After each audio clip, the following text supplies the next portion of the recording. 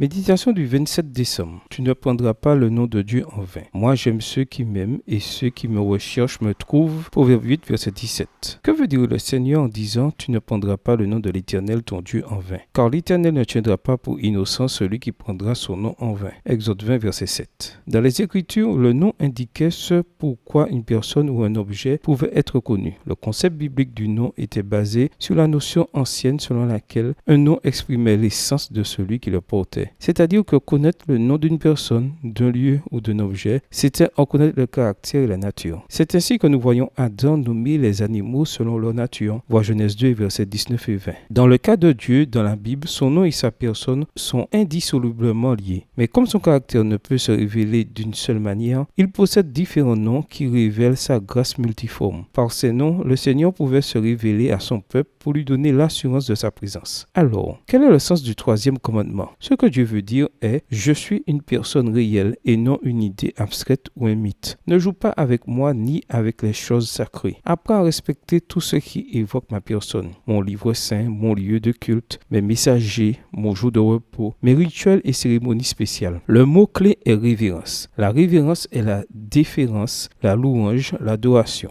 La révérence est le respect du Seigneur. Il est vrai que beaucoup de gens insultent, dénigrent et méprisent ouvertement le Dieu de la Bible. Mais les Écritures préviennent qu'un jour, ils recevront la sanction méritée. Ceux qui sont respectueux ne peuvent pas oublier cette grande vérité. Ce n'est pas vous qui m'avez choisi, mais moi, dit Dieu. Je vous ai choisi et je vous ai établi afin que vous alliez, que vous portiez du fruit et que votre fruit demeure. Jean 15, verset 16. C'est-à-dire que nous ne devrons pas nous placer au centre de notre expérience spirituelle en imposant une sorte d'exigence ou d'attitude au moment d'adorer Dieu, comme si nous accordions une faveur au ciel. Nous devons nous concentrer sur le Père céleste, nous rappelant que c'est à lui que nous devons notre salut et la vie. Aujourd'hui, offre le meilleur de ce que tu as au Dieu si aimant et considère comme un privilège le fait de le connaître. Bonne journée à toi et que le Seigneur te bénisse.